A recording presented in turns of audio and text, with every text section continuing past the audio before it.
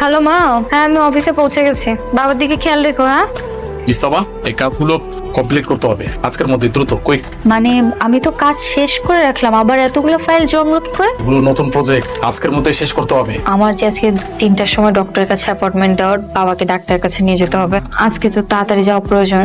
এসব কথা আমার বলে কোনো লাভ আছে আপনার? স্যার আমাকে ফাইলগুলো দিয়েছে আপনাকে দেওয়ার জন্য, তাই দিলাম। আর আপনি বাসায় যাবেন না কাজ করবেন সেটা আপনি স্যারকে গিয়ে বলেন না। হ্যালো, আচ্ছা হয়েছে ওটা? তুমি এত অস্থির হচ্ছ কেন? তুমি একটা কাজ করো না, ওকে একটা ফোন দাও না। দেখবো ও ঠিক সময় মতো চলে আসবে। না আসলে তখন ফোন করলো, ঠিকভাবে কথা বলতে পারলো না, মনে হয় কাজের চাপ অনেক বেশি। এই যে ফোন আসছে। হ্যাঁ মা, আমি আর তোর বাবা রেডি হয়ে বসে আছি, ডাক্তারের কাছে যাব। মা, একটা তো সমস্যা হয়ে গেছে। বাবা কই? এই তো পাশেই আছে। হ্যাঁ মা, বল।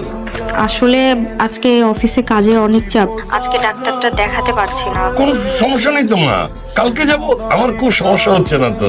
বাবা আমি আজকেই সিরিয়াল দিয়ে দিচ্ছি, কালকে তোমাকে নিয়ে আমি ডাক্তারের কাছে যাব, ঠিক আছে? হ্যাঁ ওকে বাবা। মা, কি করতেছো? এই তো কাজ করছি রে। একটা বিষয় নিয়ে তোমাদের সঙ্গে একটু কথা বলতাম।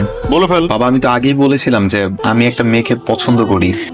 পছন্দ যে করে সেটা তো জানি, কিন্তু মেয়েটা কি করে, কোথায় থাকে, ওর নাম কি, কিছুই তো জানি না। মা, ওর নাম হচ্ছে তমা।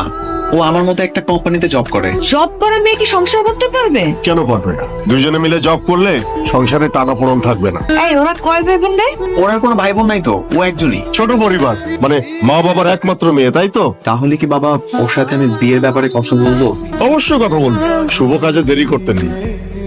আজকে ডাক্তারটা দেখাইতে পারলে ভালো হইতো, কিন্তু অফিসে লেট হয়ে গেল। অসুবিধা তো কিছু হচ্ছে না, কালকে দেখালে চলবে। অফিসটা আগে ঠিক রাখ, আমাদের কথা তো চিন্তা করতে হবে না। আচ্ছা বাবা, শুয়ে পড়ো দেখি, সাবধানে। বলো কি করছো? আমি তো কিছু করি না, তুমি? এই তো বাবা মাকে খাইয়ে রুমে দিয়ে এখন আমি খেতে আসলাম। একটা গুড নিউজ আছে তোমার জন্য। কি গুড নিউজ বলো তো? আমি মা বাবাকে আমাদের বিষয়টা নিয়ে জানিয়েছি, তারা তোমার সাথে আমাকে বিয়ে দিতে রাজি হয়েছে। বিয়ের বিষয়ে কথা বলেছো মানে? আমি কি তোমাকে একবারও বলেছি আমি এখন বিয়ে করব?